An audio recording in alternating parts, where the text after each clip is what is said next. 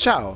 Oggi siamo qui con Midnight per raccontarvi i pro e i contro dell'ultimo bestseller di casa Microsoft attraverso gli occhi di un utente medio che è arrivato a costruirsi da solo un cockpit dedicato a questo tipo di simulazione.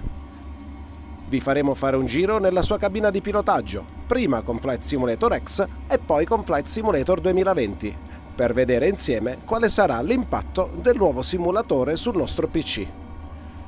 Prima di cedere la parola a Midnight è importante fare una premessa.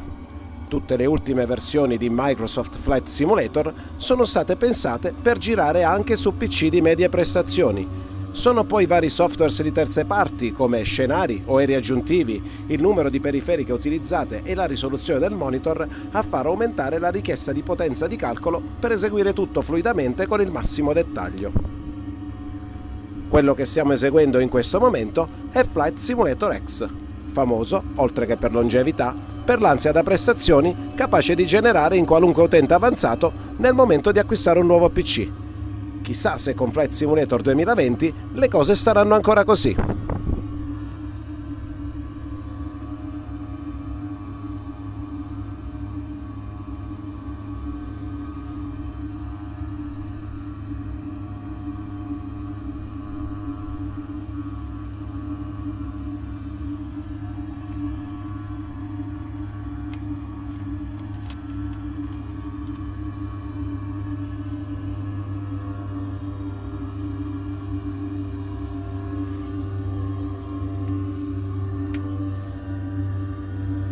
Da quanti anni usi Flight Simulator? Circa una decina di anni. Tralasciando tutti i vari step che ti hanno portato qui, nel tuo gaming rig hai installato 32 GB di RAM a 3000 MHz, un processore Intel i7 6850K, una scheda video Nvidia GTX 1080 Ti.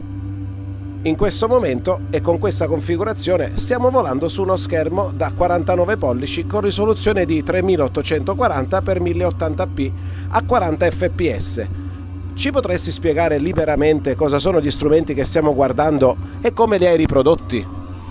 Allora, praticamente noi qua nella prima fascia superiore abbiamo un MCP che ci serve per praticamente impostare tutte le caratteristiche per l'aereo, la velocità, l'altitudine, eccetera, e servono per diversi tipi di aereo.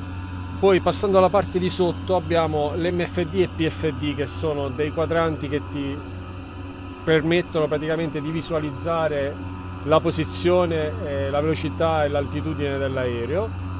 Passando oltre abbiamo il radar con le ogive che servono sempre per controllare le varie posizioni dell'aereo.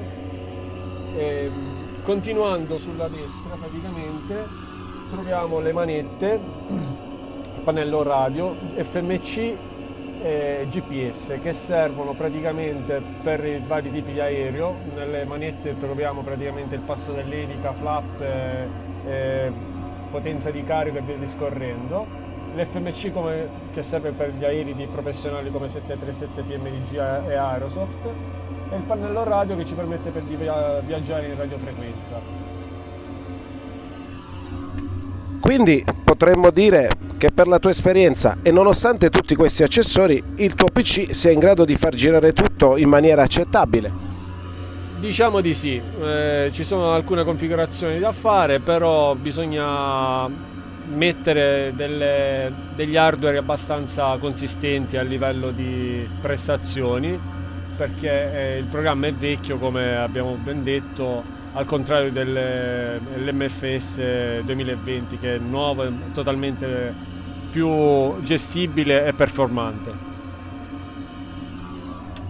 Ok, vediamo ora come questo stesso hardware si comporta con Flight Simulator 2020.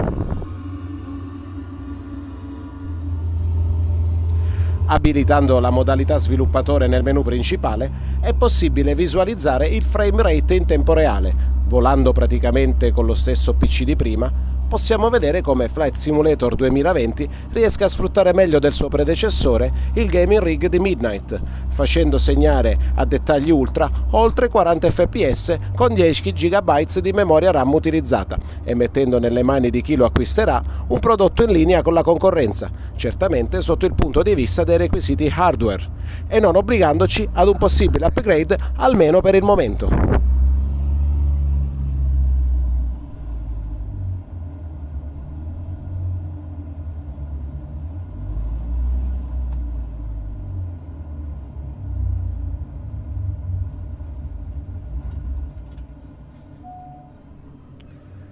Prima di concludere, ci racconti dal tuo punto di vista come hai trovato Flight Simulator 2020?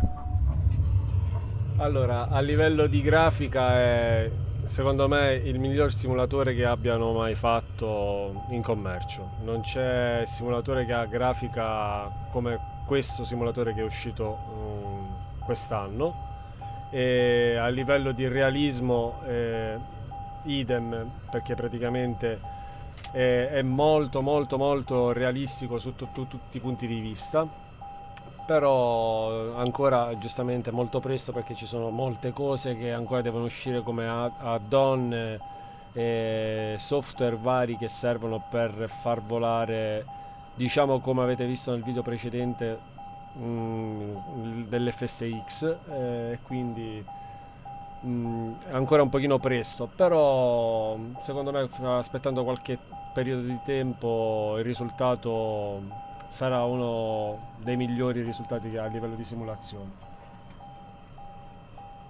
Lo consigli? Decisamente sì, perché a livello di lavoro lavora molto più leggero, anche perché è un software che lavora in rete maggiormente, quindi il computer viene caricato molto meno e in più è costruito architettonicamente, diciamo, molto meglio rispetto a quello precedente, quindi lo consiglio decisamente. Ringraziamo il comandante Midnight per il tempo dedicatoci. Grazie di tutto. Con l'augurio che questo video vi sia stato utile, vi ricordiamo che potete lasciare un commento, ma anche un like. The Screwdriver vi saluta.